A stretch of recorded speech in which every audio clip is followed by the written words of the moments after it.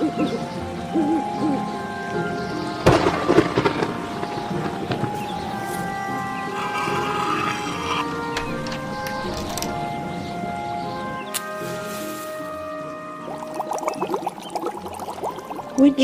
and Weird podcast. Hello, Witchy and Weird. I am here with Gwen. Gwen is a sex educator, tarot reader, and mentor. She graduated from the University of Southern Maine with a BA in Women's Studies and a minor in Holistic and Integrative Health. In her work, Gwen integrates academic and intuitive guidance to provide her clients with psychic insight and strategic support. Hello, Gwen. Hi, Amanda. Thank you for having me. Yeah. Are you doing your master's, if I'm not mistaken? I'm looking at grad schools right now. Yeah, I'm trying to find the best fit for me because there's very few terminal master's programs in psychology. So I'm kind of thinking, do I want to go straight for a PhD or do I want to take my time with the master's? So kind of in the search process and have been for a while, but I'm excited for whenever it's meant to happen. Yeah, that would be cool. I feel like that would be like a PhD tarot reader. like, Oh, that is the dream. Just you saying it, I'm like, oh, say it again. yeah, I feel like that's really powerful to have all of that other knowledge behind you. Oh, that'd be really cool. Okay, well, hello. I have been excited to have you on the podcast for quite some time. Your work that you do in like such sex education and like bridging like sex education with like liberation and witchcraft and like all that stuff is really cool. So I wanted to like bring you on to talk about that because there's tons of topics that fall under those bridges, like sex magic and all that kind of stuff. But I'd love to know like how you kind of like got to where you are doing what you are doing, because I know you're like really into the academics, but you're also owning a business and doing like spiritual stuff. And I feel like it's a little bit less common. It's not uncommon, but it's a little less common. So I'd love to hear your story. Yeah. So if we want to go way back, I went to Catholic school in middle school. I moved around a lot, so I changed schools. But one place that we lived in, the best and safest school in the area was the Catholic school. So that's where we went, did the knee socks, the cross ties, the whole bit. And I ended up being valedictorian of my middle school class, which meant that I was very good at being, for lack of a better word, indoctrinated into all of the less than savory aspects of the Catholic religion. It was Roman Catholicism, for people who care about the details. And so I loved religion class. I loved learning about, why people believe in the things they believe in. And at the same time, I was always kind of like, not being able to ask questions, like being told which questions you can ask and know more, like, seems a little shady. I don't know about this. So when I got into college, I went to a secular college in Maine. And I found that like I wanted to have an idea of faith and spirituality, but I wanted something that felt not so like big man in the sky that's going to punish me if I fuck up, So I started researching paganism, and I took this like quiz that was like, oh, based on your beliefs, what type of pagan might you be? What type of beliefs or tradition might you align with? And so that was a really great starting point for looking into what types of non-Catholic spiritualities I might find myself aligning with. So I did that. And at the same time, of course, going to Catholic school, like there was no sex education. There was one class, and I remember it very vividly. There was one health class where this lady came in, and it was basically like the afterthought of the health class was like, oh yeah, and abstinence only, like that. It wasn't even an entire class on abstinence. It was like a general health class. And then the afterthought was, oh, by the way, sex, yeah, no, don't do it. And that was all. And so when I got to college, I didn't know anything, like my mom wasn't educating me. Like the most that she did was she like pulled out the Mayo Clinic health book, opened it up to the page of like a diagram of a penis, said that's a penis, and then closed the book. And I was like, okay, all right, thanks, Mom. So I didn't know anything. And I remember having to like ask my best friend about like, what's birth control? Like, what do I do if I have sex with someone? Like, and like having to ask my best friend about this stuff because I couldn't/didn't want to ask my mom, didn't know where to seek out any other information. And obviously, like, my best friend, you know, was dating people and had been, but she wasn't like a medical professional or anything. And so like, you never know. And so going through all of that, and then later on in college, I switched into the women's studies major and I got an internship at Planned Parenthood. And that was like, I think it was the beginning of 2017, I think, like January. So new president at the time, people were really scared for birth control access and things like that. So it was a really intense time to be part of Planned Parenthood, but also like a privilege to be able to contribute at that time where people really needed the education, the emotional space holding, all of that. And then later on in like May of that year, I got a job at as a sex educator at the like premier education focused woman owned and operated sex toy store in Portland.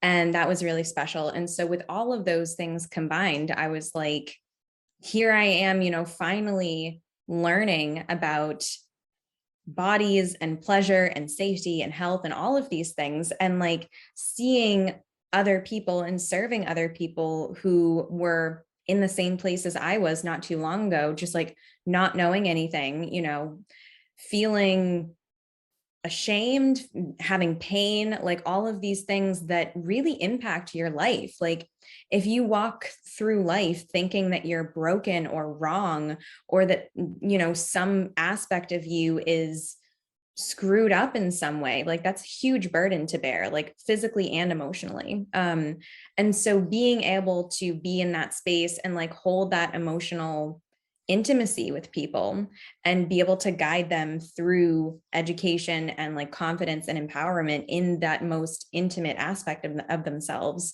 was just amazing. And then the witchcraft kind of tied into it. Like when I was a tarot reader in college, I didn't really have any friends. I had a couple friends. So if you're one of them listening, like, hello, I haven't forgotten about you. But I was not a popular kid by any means. And so the way that I would connect with people was like, if I had a, you know, classmate, I'd be like, hey, do you want to come over to my dorm room? Like, I'll give you a tarot reading. And so that was how I connected with people, and like learned about them and felt like I could be helpful to them and everything. So that is the short, but actually long story of how everything came to be. That's cool. And as you're talking about that, I'm reminded like when we're in school, sex education is merely about like body parts, diseases, and like the act of sex. And the work that you do with sex education is like filling a lot of those gaps that people, even as adults, don't even know or have access or permission to know, like trauma around sex, or like feeling pleasurable during sex and not just having sex. And like, oh my God, it's like, how many times are we going to say sex in this? It's like every time I make an Instagram post, I'm like, how can I make this as terrible for the algorithm as humanly possible? I was just thinking about So that, like, day, but you'll be drunk. And yeah, so you talk about like those different, like how to like be familiar with your own body and have it be pleasurable and feel safe, like with trauma and boundaries and things like that. And I think that is something that people can go their whole life never knowing or addressing or feeling empowered to do. So I love that you're one of the people that's like out here doing the Lord's, doing Satan's work to help people, right? Yeah. So I'd love for you to like share more about like what does your version or what does your realm of like sex education include? So where I came from, Nomia, the place where I worked, was very, their whole kind of ethos became my ethos, basically, about sex education. And so it's very much for myself and for the place where I came from about non-sensationalizing. So like not making things boring by any means, but not having sex be this like, ooh, scary, taboo, oh, blacked out windows. Like, no, like get the fuck over yourself. No. Because unfortunately, that's how, even in Portland, that's how some of the other places are. And if that's like the theme of the store and it's fun and everything, then okay, cool. But the aspect of sex education that we wanted to address at Nomia, and now carrying this forward in my own business, is just treating it like a normal thing. Because if we think about it, like sexuality and pleasure and eroticism, like there can be very specific times and places for those things. And at the same time, the larger kind of umbrella concept in terms of like pleasure and eroticism and like really engaging with your life and really feeling your feelings and everything, that's something that we can and deserve to apply to all aspects of our lives. And so when we sensationalize sex and put it into this tiny little taboo blacked out windows box, unfortunately, if that's the only way that we can see sex, if that's the only way that sex is accessible through this like mysterious, scary Pandora's box of like abstinence only and you'll get diseases, then that just perpetuates the stigma and it perpetuates the kind of puritanical ethic of living that we have in America of like, you know, work all day, never enjoy things, don't engage with your emotions, don't engage with your feelings, just shut everything off and like trudge through. And that is kind of what I really want to address, which is why I want to expand into kind of the larger realm of psychology, because I really think that as we get more comfortable with our intimate selves, whether that's our emotions, our sexuality, or something else, that we can expand that into our lives in general and have more feeling like authentic, truer lives instead of just like trudging through life and treating sex as the same way of like, oh, it's this thing that I only interact with for 15 minutes once a week in the bedroom or something like that. When we can expand that and say, okay, I can experience pleasure, I can experience sensuality and joy, whether I'm traveling, whether I'm going on a nature walk, whether I'm, you know, connecting with a friend over drinks or whatever. And that's really what I want to emphasize, is that we don't need to treat sex or pleasure or enjoyment of any kind like this scary thing that we need to hide and keep away. It can be something that we can talk about in a normalized, non-sensationalized way, because it doesn't have to be that big of a deal. And when we take the fear out of it, we take away the power that emotions like fear and shame hold over us. Yeah. Yeah. And I know like in my work and in the podcast, we talk a lot about embodiment and how being embodied, feeling your emotions, becoming comfortable with your body is a huge key to healing trauma, to living authentically. And I think that this is like that one chunk of that pie, right? Like pleasure, because when you were talking about that, you know, not sensationalizing sex, I thought of like, when I was a kid, if I felt pleasure for something that was like not supposed to be a sexual moment, I would be like, ew, stop, like tell my body, like, don't feel this, don't feel this. So like, I'm like, I totally get that. As you're saying, I'm like connecting the dots. I'm like, oh yeah, that's so true. Right. And it's true because I've talked to or worked with other like pleasure-based like practitioners, and they always push, in my opinion, they like kind of like push the bounds, quote unquote, right? Because we're not used to it, around like, you know, eat your food slowly, feel the texture on your lips, and like feel how that feels. And like for some people that can be like, what are you talking about? Like I'm having sex with my food, like ew, you know. And it's like, no, we're humans, we feel things, we experience pleasure. And I like that you're working to bring that like broader perspective of like, it's just a deeper connection with your body and what brings you joy. And it will help you to increase living a joyful life, which is like a huge goal for mostly everyone, right? Like that's why we do shadow work or trauma work and all this stuff. So this is like another way that you can do that.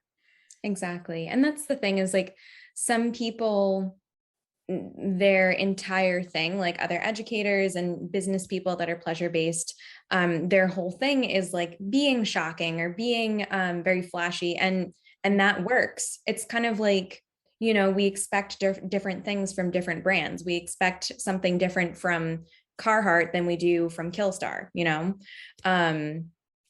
Totally not the same in terms of clothing, but kind of the same. Yeah. And so for me, like my specific corner of all of that is kind of normalizing things. And I do that like whether I'm giving a tarot reading or talking about sexuality or whatever, because I personally like to normalize things. Like I wouldn't say something like have sex with your food. Somebody else might say that, and that's their mission, and that's totally cool. But I'm more kind of like, think about it in this more objective, abstract way. And so kind of touching that aspect of people's lives. And it is really special because like, whether I'm talking about like tarot or sexuality or whatever, there's definitely like a part of the population that I feel can really benefit from like the normalization of it, even though it's not necessarily as like eye-catching as some other tactics are. But like yesterday I was at a craft fair and there was quite a few like older couples that came up to me and they were like, oh, what are tarot readings? And they obviously never heard of them. And so I explained what they were, that like they can be a spiritual exercise, they can be just like a psychological opportunity for reflection, all of that. And it really kind of de-escalated instead of being like, let me tell your future and like all of this kind of yeah. So again, I feel like it's really important to have all of those different perspectives, to have the eye-catching, flashy attention, like whatever, grabbing perspectives, and to have the more like normalized aspects of it. And that's kind of the other side of what I try to get across in my work, is like, not so much just the thing of like, I'm going to teach you about sex today, but like, allow me to offer a different perspective for you to see sex through, or like a different way of thinking about pleasure or considering eroticism in your life or whatever. So that those kind of like, it's very Gemini rising of me, like, think about it this way. Yeah, it's true. I like that. And I feel like it kind of goes with, you know, if you're working just to help give people permission or to help them tap in with their intuition, with what feels right for them, just giving them different perspectives can be like easier or better than just like, I'm going to teach it this one crazy like way. So thank you for doing that. Mm-hmm. So I'd love to hear about like the magic aspect. Like, how do you tie your sex education work with the magic aspects? Yeah, so I do teach a lot of like sex magic classes and blog posts and things like that. I guess in terms of the magic, like I'm very emphatic on the ethics and like people deciding their own, again, kind of this like, not so much how to do, but how to think, and the way that you think informing how you do things. And so like, I don't necessarily tell people like, get a rose quartz wand and do this with it, but it's more like, think about your objections or objectives. There we go. With magic. Like, what are you trying to achieve? What are you comfortable with? You know, what fits your lifestyle? Mm-hmm. And for me, like this past couple of years, like with the pandemic and everything, has been a very interesting lifestyle shift for me. Cause like I said, I live with my family right now. Doesn't make sense for me to live anywhere else at this point, because I don't know when I'm going to be going to grad school and where. So we all live together, 4 people in a house that's not meant for 4 adults. It's a little too small.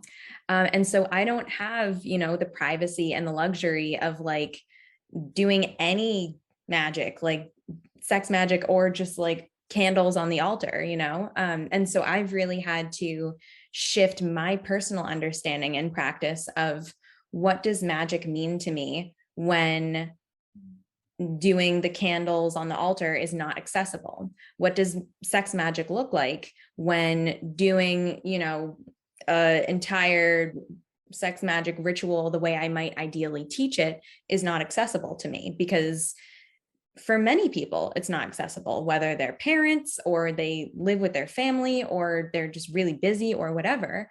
And so that's really kind of opened my eyes of like, what does it mean to be a witch and a magic practitioner and a sex magic practitioner when you're not able to do the things the way they're traditionally seen, if that makes sense. So that's been really interesting.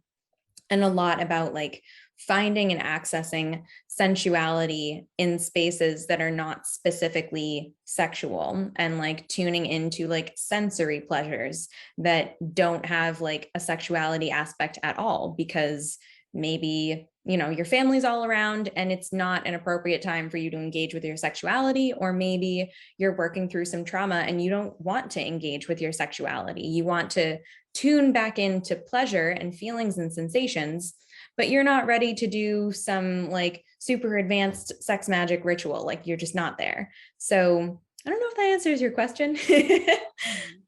Yeah, I'd love to talk more about like how do you, so I've popularly seen sex magic. I would say I'm gonna go ahead and say I'm gonna make like a full, like I've pretty much only seen sex magic be taught or used as like a form of manifestation. Like that's kind of like the main thing that I've seen it people popularize or talk about it. I'd love to know, like, because you're talking about like thinking outside of the box and having different perspectives, like is that the most common way that you teach it or you use it, or you find your clients are using it, or if there's like other ways that we can use sex magic besides just like I want to manifest like $1,000, you know? Yeah, it's definitely like that's what people usually ask about. And at the same time, I think it's important to have a broader perspective on magic. Like magic certainly can be transactional. It can be like, I want this thing, like I want to get this job, or I want to make money, or I want to whatever. So I'm going to do a spell. That makes sense. People do that. And at the same time, for me personally, magic is about connection. So whether that's connecting with your desires, connecting with the life you want to be living, connecting with your potential, or whether it's connecting with your body, with the energies around you, with your ancestors, with whoever. And so that is kind of the undercurrent of the way that I teach about magic. Is it's not so much, I don't have this thing, so let me get that thing, because that's very easily exhausting to be like, oh, I'm devoid of all these things, so let me go get those things. It's like very much capitalistic, unfortunately. And sometimes we do need a certain thing, and that's understandable. You need rent money, understandable. You should go get that rent money, do a spell, do whatever.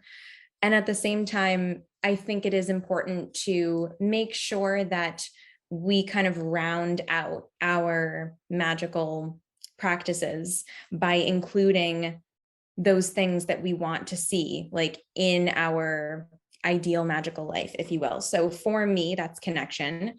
For other people, magic might be purely transactional for them. And like, who am I to say that that's wrong? But I think it really depends. Again, it's not so much about me telling other people what their magical practice should be, but more so about me saying, based on my experience, based on the expertise that I do have, this is what I find fulfilling. This is what other people find fulfilling.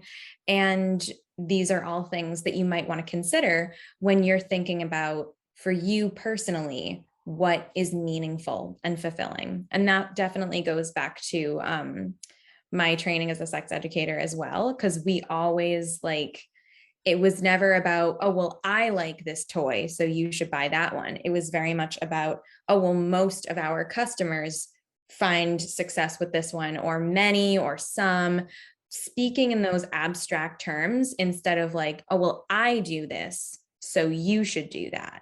if that makes sense. Yeah.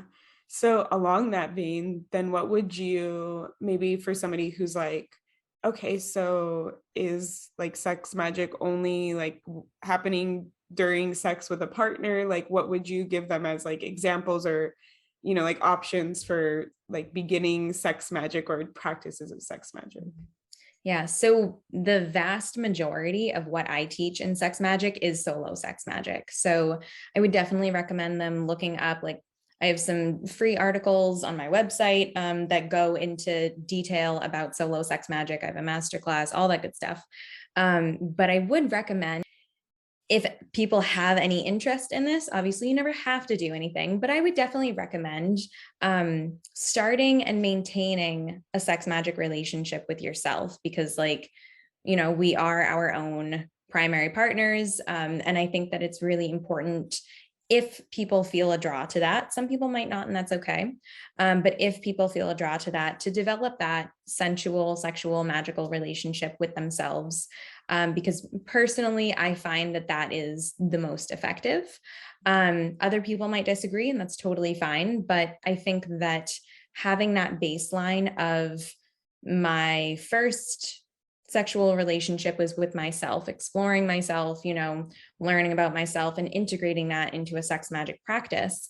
And then if you want to share or integrate someone else's sex magic practice with your own, with partnered sex magic, absolutely, of course. But I think that if somebody was like, oh, well, I want to manifest money or a job or something, so I want to do sex magic, so I better recruit my partner to help me do some sex magic. It's like, well, if it's something just for you, then why not just do it yourself? Because it's not any less powerful. I love that. Yeah. So, what would cultivating that relationship with that magical relationship look like? I would say, again, thinking about kind of your own personal ethos of what is magic to you. So again, for me, it's connection. So me cultivating my own magical relationship would look like connecting with my body, connecting with, where I might be holding tension in my body, how I want to feel, what feels good throughout my day in life, what feels maybe not so good, the ways in which I really feel alive and connected with my magic. So for myself, I'm an earth sign. And so for me, travel really sparks that magical connection, connecting with a new place, all of the energies of that place and the emotions of that place. And that's where I really strongly feel truly alive, And so depending on what magic means to someone else, they might explore different things. But I think that that level of connection, at least in my experience, is very important, whether that's connecting with the tree that I'm looking at outside my window, or the woods in my backyard, or the ocean, or the spirits that kind of populate my living space, or whatever. I would definitely recommend that. And then also making sure that you do kind of that psychic and energetic hygiene, if you will, because a lot of times people want to skip right to the good stuff of summoning the spirits and channeling the messages and all of that, and that is awesome, and it's a very fulfilling part of this work. And at the same time, it is important to make sure that we know how to set those boundaries, that we know how to say, okay, time to not be interacting with the spirits. It's kind of like you invite your family over for dinner, and then at some point they leave, because you wouldn't really want them to stay forever. And so having that ability to, disconnect and protect yourself when you want to, because I definitely did not.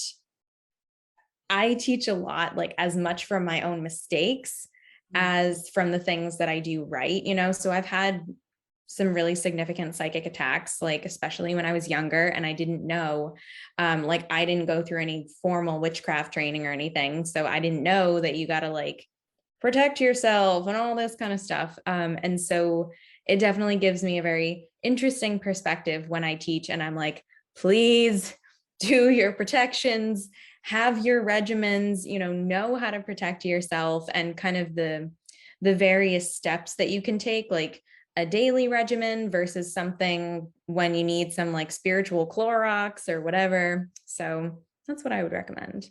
I like that. So what I want to reiterate what you said for like everyone listening. So like, I think when people first hear about sex magic, they think it's like has to be with the partner, because that's what we think like sex mostly is. And then most people I've seen who teach about it or practice it do solo sex magic. And that's what you're like recommending. Like, get familiar with yourself first and what your body likes and what your goals and intentions are.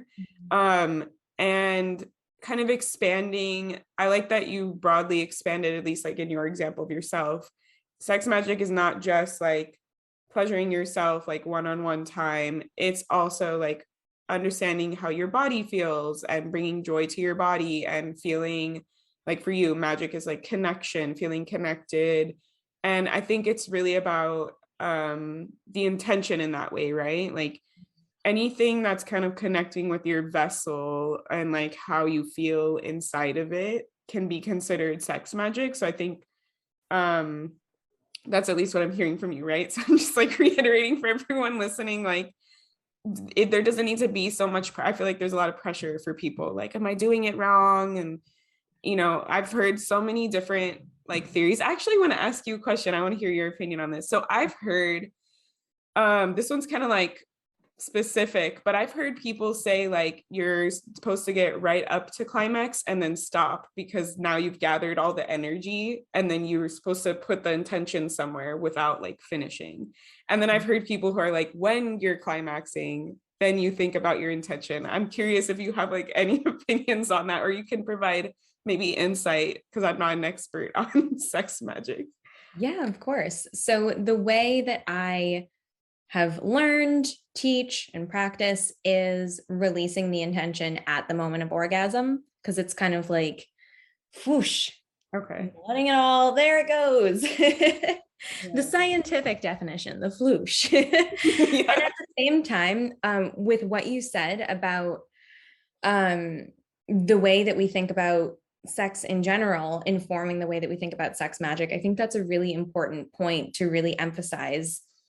Thinking about and reflecting on how our culture's ideas about sex inform our ideas and how we think about sex magic. So, for example, assuming that the default is partnered sex magic, when in reality, it's really important to have, at least in my perspective, I think it's really important to have a sexual relationship with yourself. We're not taught to masturbate when we're taught that that's shameful, unfortunately, when in reality, connecting with ourselves in a solo sex practice allows us to tune into our bodies, to explore consent with ourselves of like, what do I like? What do I not like? Explore how we enjoy, how we receive pleasure, and what feels good, what doesn't, so that we can share that with a partner, so that we can have a robust and fulfilling solo sex practice, and we can have a robust and fulfilling partnered sex practice. And going kind of expanding from that, thinking about orgasm too, because I think a lot in the sex magic community, there's a lot of emphasis on orgasm. And that's unfortunately kind of a shadow of the emphasis on orgasm in American culture in general. It's like, oh, did you finish? Or like, if somebody doesn't orgasm, then the sex was bad or whatever. And there are so many reasons that people don't orgasm, you know, whether it's medications or mindset or like just the change in the weather, whatever. I don't know. Like, you don't even have to have a reason. Yeah. And so I like to emphasize that too, that in my perspective, the key to effective and successful magic is the intention and the energetic, or I almost said the energetic energy, the emotional energy and intensity. So regardless of whether or not the executive function of an orgasm happens, the important thing is the emotional investment and the energetic intensity. So if you are really feeling your intention, you're like, yes, I'm manifesting that money, or like, yes, I am feeling, you know, my inner leadership and my confidence and all of that, then why would it matter if a certain physical function happens or not? Like, we can't control our bodies sometimes. Like, sometimes it happens and sometimes it doesn't, and that is okay. And so I think that it's really important to frame that of like, okay, what has my culture taught me about sex? And how am I maybe accidentally, inadvertently copy and pasting those potentially harmful beliefs about sex onto what is supposed to be my own personalized and fulfilling sex magic practice? Yeah. Yeah. The second one that you highlighted, I was thinking of too when you first brought up that comment about like our society's like beliefs around sex, because I had a lot of trauma with having sex with a partner from like my past. And that was something my therapist had brought up, was like, try removing the pressure of like, I need to finish, because that adds like a lot of pressure for people. And then it makes sex about like a goal. It's just a goal to get to the finish line and that's it, as opposed to like what we're talking about this whole episode, right? It's a experience, it's a feeling, it's a pleasure, it's whatever you want it to be. And that can be like more deeply fulfilling than just like quickly getting to an orgasm. Like, experiencing your own pleasure is like way more fulfilling on multiple levels, like sexual or not. So yeah, Exactly. for like bringing that up.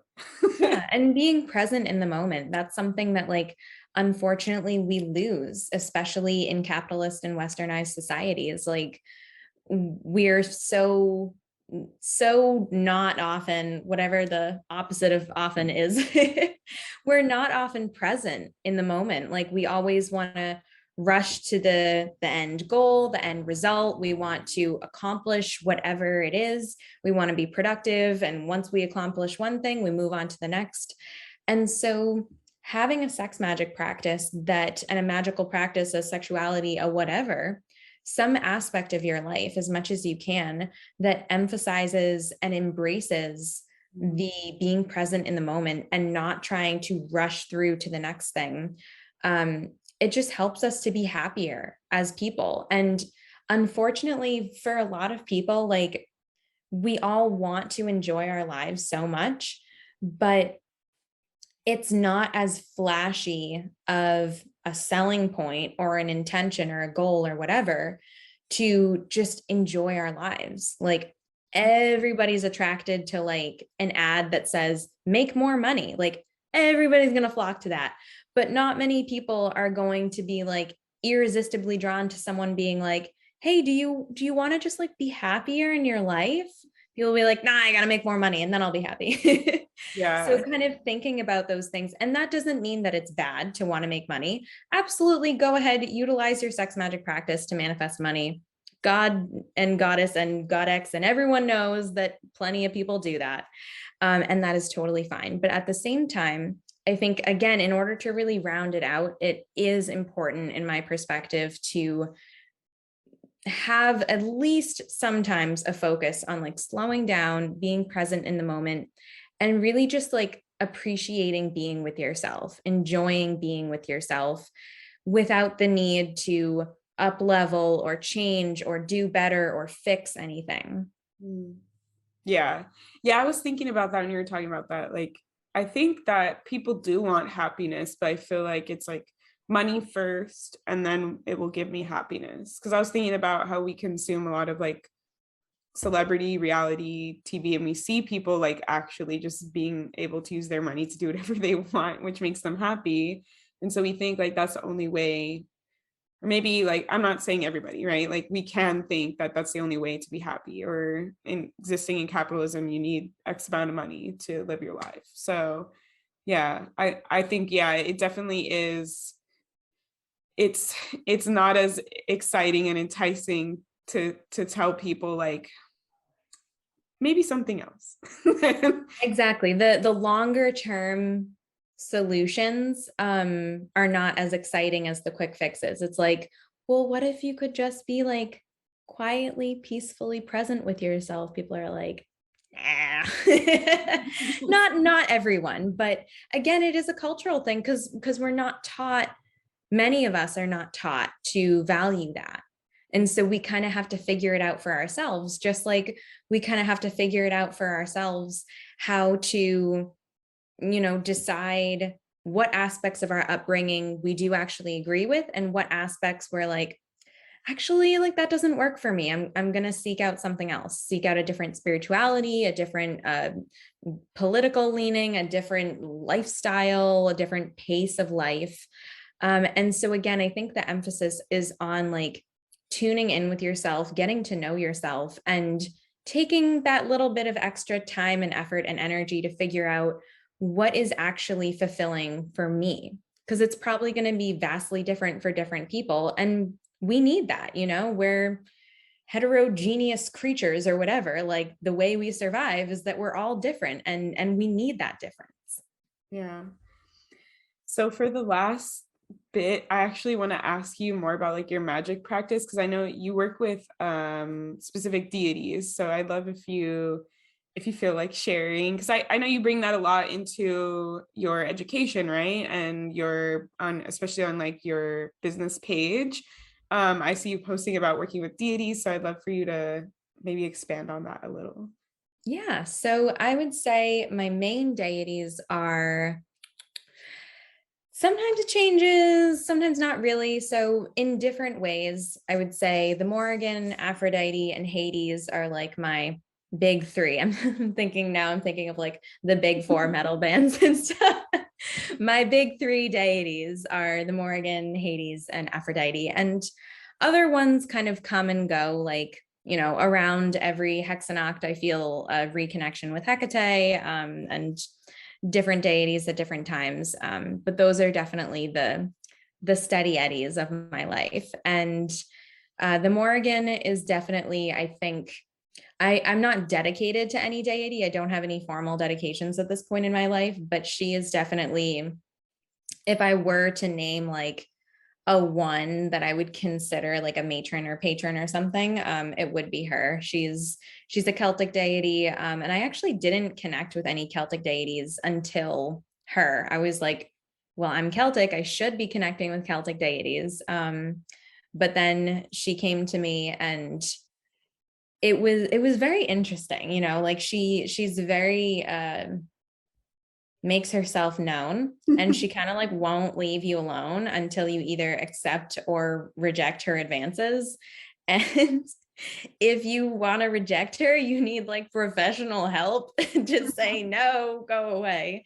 But for me, like it was very easy. Like I have a friend who also worked with Morgan, and she just had like a hell of a time, like not good. But for me, I was just like, yeah, absolutely, like this is good. Yes. And she's definitely led me through like a lot of the most transformative aspects of my life. And she's one of those deities that like I don't directly connect with her every single day, but she's kind of one of those like long-term, forces that I know will always be part of my life, and different aspects of her, like the prophecy work and the magic and the sovereignty and all of that, have really obviously are big parts of the work that I do in my business. But I really like my connection with her because it does feel very personal. It feels very much like, because having a personal brand, having a business based on who you are, like you as a person, can be a lot in terms of like merging your business self with your personal self, merging your personal value with however your business is doing at the moment.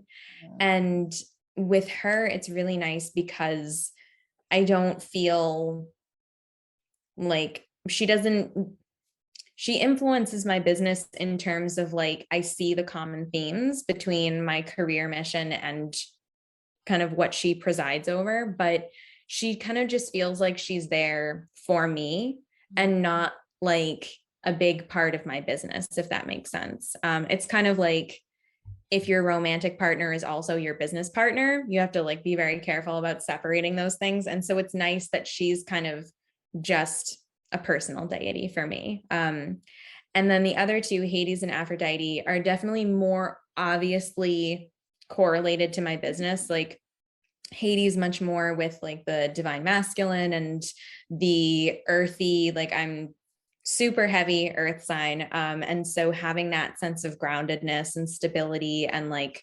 the, good counselor to mortals aspect, the wealth and prosperity aspect, and that kind of underworld aspect of the self, the shadow work, the getting to know all parts of yourself, even the ones you might not want to look at, all of that. And I noticed a lot of similarities with like Hades's personality and his lore and everything as I've learned them with kind of my own self and my own journey.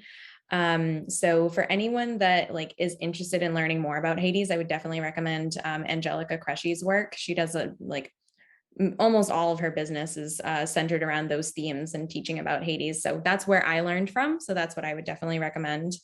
And then with Aphrodite, it's really nice to have like the more lighter, airy aspect of things. I always connect with her when I go to the ocean. I'm from Cape Cod, Massachusetts, so I've always lived near the ocean for most of my life. And so I really connect with her presence when I go to the ocean. It feels very like cleansing and refreshing. And at the same time, like, I think a lot of people, I don't want to say don't take Aphrodite seriously, but they see her as like a fun goddess. I'm thinking of like Regina George's mom, where she's like, I'm a cool mom.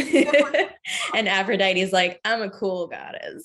And she is, but at the same time, she's definitely challenged me in terms of like, as somebody who is a civilian in a capitalist society, like interacting with a goddess who is about play and joy and luxury and love and all of those things. It's been a lot to think about, like, what is my relationship with play? Like, what is my relationship with something that is intrinsically valuable, maybe not functionally valuable? And like, if I ever find myself having a problem with something because it's not functionally valuable, like, why do I have that problem? Like, where is that coming from? Is that me, or is that what I've been taught to believe, or else, So that's been very interesting, and definitely influences my work in terms of like a lot of, the things that I post about are things that, like, when I'm just kind of thinking, when I'm meditating on different aspects of usually Aphrodite and her identity and the many facets of her, these things will come to me of like, oh, do I have a problem with like something that doesn't have a productivity value? If so, why? Like,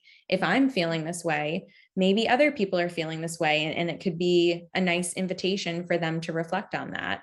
So she's definitely a big part of my work. Definitely not an easy goddess to work with. She can be wonderful and fun, but she's also a goddess of like mischief and things like that. And so I think it's important to not pigeonhole deities as like, oh, she's just a goddess of love, or, oh, that deity is just, a wealth deity or whatever. Yeah, I love that.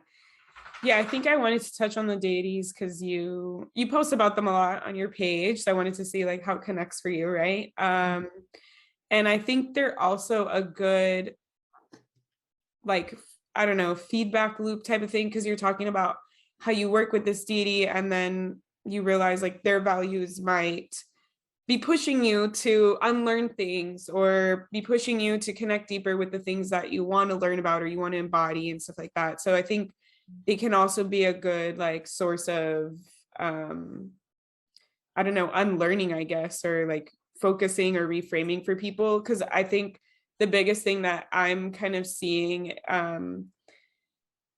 it's like I knew this on a level, but I feel like having this conversation is really like highlighting this, that I want to point out is like, I think a lot of people think like sex magic is a specific thing on its own.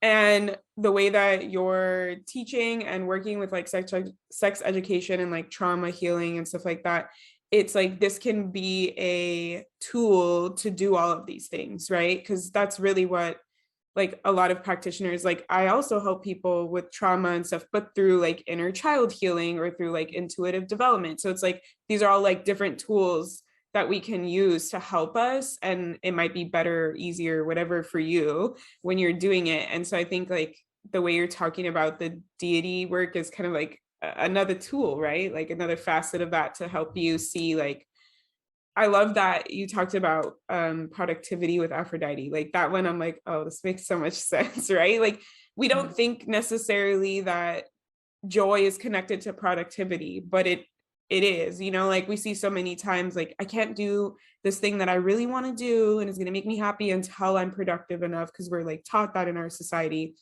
And like we probably don't, when we're sitting down to do like our sex magic practice or something, we probably don't think like that could be a goal for me, is more joy over productivity, you know, like, so I love that you're like putting on, I work with Aphrodite, so I'm like, this makes so much sense for me. Yeah, I know. And like thinking about things as being kind of all part of that grand mosaic of life, you know, it's not like, oh, you know, my sexual self is like this one isolated thing that like I hide away and don't look at until I decide to look at it. Or like my deity work, you know, I only do that on Tuesdays at 8:45 p.m. and like after that, I don't think about it. I think that again, as much as you want to, because I do think it's important to have boundaries in a spiritual practice, but for myself, I don't necessarily like, my practice does not, to be honest, it does not often look like, you know, kneeling at my Hades altar and like saying certain things. More often it looks like, you know, thinking about my life purpose and thinking about, do I trust myself? Like, do I have the capacity to trust myself to apply for the grad school that I don't think I'll get into, but I really want to go to anyway, you know, to build out a business, to reevaluate my business ethics when I'm presented with new information. Like, can I move through all of those? It doesn't always have to be challenges, but to me, that's a big part of deity work, you know, like, what is my identity? What am I doing in this world? You know, because myself, I'm very like career mission oriented. And as I go through these changes and transformations, as I learn more, as I go through life and experience things, how does that inform my relationship with these deities, you know? And so that's a big part of it for me. It's not just like, Hades, give me $50 whenever I ask for it. It's like, how do I relate to money? You know, how do I relate to trusting myself? You know, how well can I tolerate it when things don't go the way that I had hoped, when my manifestations don't work out perfectly? Like, do I have that resilience? Do I have that inner kind of integrity to move forward and to trust myself through all of the ups and downs and highs and lows and in betweens, and not just when things are perfectly rosy, you know, like, how do I move through all of that? Because I really think, like, at least for myself, I think that deity work is part of like being the most true to ourselves. I hate to use the word best because we shouldn't like put things on a hierarchy, but be slowly but surely like tuning into our truest selves and living there as much as we can, you know? Yeah.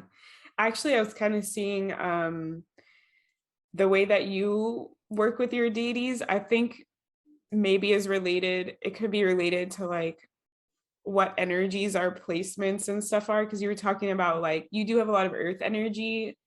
And then you're talking about being Gemini rising. I think like thinking about things, right? Like that's very like air energy. Because I know for me, I thought, you know, I've kind of just been learning witchcraft as I go. And I thought it would be like kneeling, praying, like at the candles at the altar and stuff.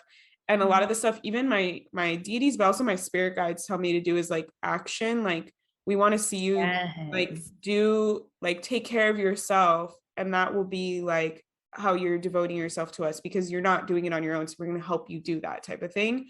And I have like Aries moon and Sagittarius rising, which is fire signs. And I think like for those signs, it's like you need to do things with your body to feel like connection or to feel like fulfilled or whatever it is. So it makes sense for me that they're like, do a thing, like you need to move in your body to do it. And that's going to be like the devotion or the relationship to us, as opposed to like lighting a candle and just like letting it burn. I feel like it's sometimes more, feels more meaningful to do the actions and stuff. So Exactly. And that's the thing. And like, that's what I hope that I can convey to people, is that whether it's witchcraft or sexuality or any of these really personal and intimate aspects of our lives, like they should be personalized. So it's not so much what you do, like, oh, well, if you want to work with the deity, you should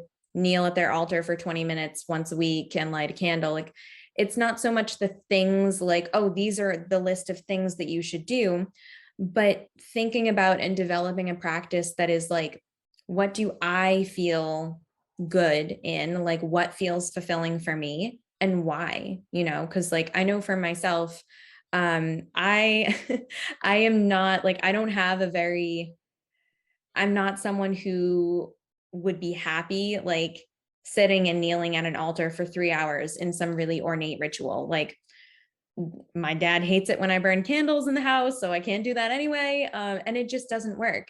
And so a lot of people, like particularly neurodivergent folks, will ask me like, if I don't have the space to be like sitting somewhere focusing for 3 hours in some trance ritual, like, am I even a witch? And it's like, yes, absolutely. And that's the thing, is like a lot of these, for me as an earth sign, like experiential, integrated into my lifestyle practices are what I do. So like, when I go out to a restaurant, if there's something that has like pomegranate seeds, like I'll order that, and that'll be like an offering to Hades, and I'll enjoy it with my friend, and like we'll talk about Hades and stuff. Or if I'm traveling somewhere, like I was at this beautiful estate in Miami, and just like thinking about Aphrodite and like sitting by the ocean for a few minutes and just like meditating on her. And so practices like that, that's what works for me. Like, I don't sit at my altar for a long ass time and just like sit quietly. I don't. Like, I'll go out for meditative walks. I'll go, traveling to places that I feel embody my deity's energies. And that's what works for me. And so I think that not forcing yourself to do things that you think you should be doing, because again, that kind of inadvertently recreates this capitalist puritanical, like, oh, well, I have to do these things and suffer through them in order for it to be valuable. But instead thinking about what works for me and why, why do I do the things I do? Why do I use the crystals I use, or whatever? That ends up being a lot more fulfilling. And like, as a very personal, intimate part of your life, it should be personally enjoyable and fulfilling. And so I think creating this new ethic of how we go about living our lives, how we go about thinking about things, is really the aspect of the impact that I want to hopefully make with my work. Yeah. Yeah, I kind of get this feeling like I'm seeing like your work, maybe for some, or maybe the way it comes off can feel like nuanced because people aren't like awoken or aware, whatever term you want to say, to like these more like overarching themes and how they can really appear in our lives. But I feel like with those like small tweaks, or like, it's not small, but it feels small, it creates like huge change for people in their lives. Like, what about this one? Like, a lot of the stuff that we talked about in the episode, I feel like if people just took one of those things and they're like, okay, I'm really going to focus on that, you could have huge change in your life. So I think yeah, that's kind of what I'm seeing, is like, because it's not so flashy, people might be like, but it's like, this will create huge shifts for you when you're exactly. Yeah. And that's why I really like, doing the one-on-one like tarot readings and like the ongoing one-on-one work that I do. Cause it's like, I don't think that my mission is to like go on Instagram and be like, everyone, if you use rose quartz, it will solve your life problems. Like that's not what I feel authentic to.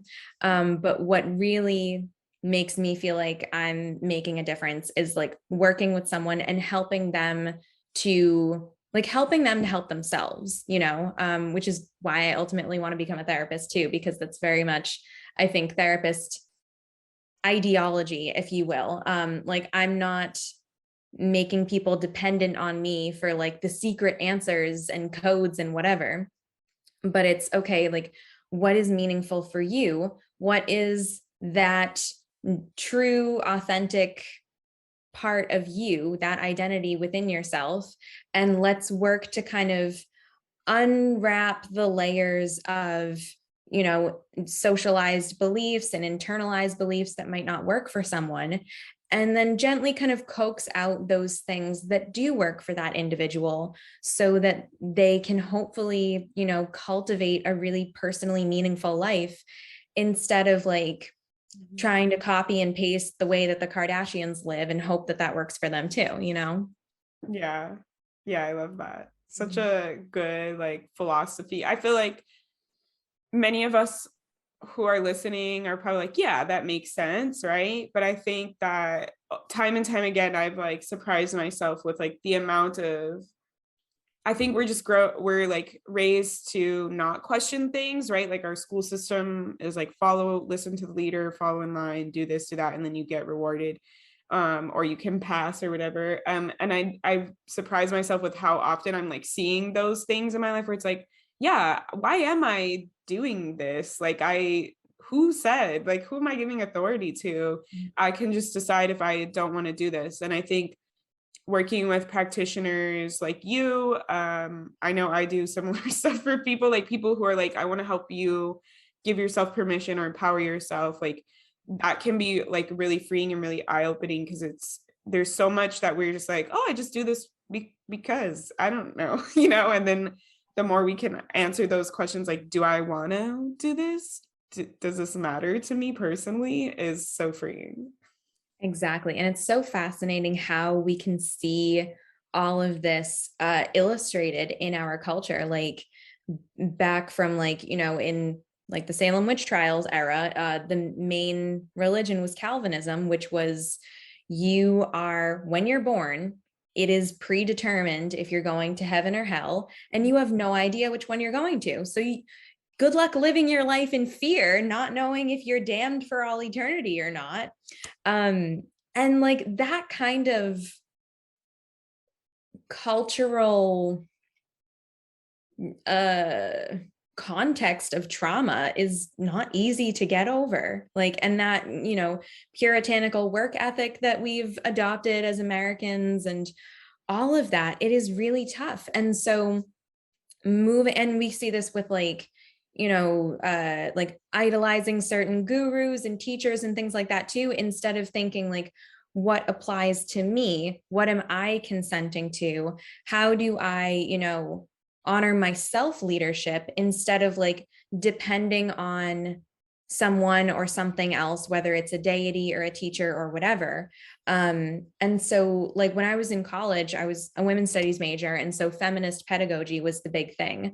And it was like, instead of that's the professor and they know everything and I as the student know nothing, instead of that, it was everybody sitting in a circle and the professor is facilitating the space, sharing their expertise, and all of the students have expertise and experience to share as well, instead of like, I know everything and you know nothing, Yeah. And so I've definitely really carried that into like the way that I facilitate spaces as well, as like, it's very much consent oriented. And if someone doesn't agree with something that I teach, that is totally fine. If somebody wants to share, something that they find helpful or a tip that they know or whatever, like, absolutely. And so I think that, again, this kind of shift into an ethic of thinking, being, all of that, that's more personalized and honors that autonomy instead of one size fits all, you need to do things this specific way or else. Like, I hope that we're moving away from that, because I think that there's a much more fulfilling way to think and be and teach and live. Yeah. Yeah. I 100% agree. I'm just like, please, again, for y'all. Say it again. Yeah. Well, thank you for coming on. How can people work with you? Where can they find you on the internet? Of course, I'll put all the links in the show notes, but I want to give you, if you have like a program coming up, you can talk about that as well. Yeah, so I mostly live on Instagram. I'm at Gwen Walsh, just my name, first and last. And then my website is the same, gwenwalsh.com, and that's where you can find all my services and stuff. So what I'm doing now, I'm currently teaching a tarot course. We're kind of in the middle of that, and I'm opening up a few spaces for one-on-one work. I'm going to be wrapping up the majority of the clients that I have are ending at the beginning of June. So I have 3 more spaces that I'm going to be opening up for that. So if people want to work with me in that really immersive, intimate way, it's like daily Voxer access, 6 readings, and access to all of my masterclasses as well, because why not?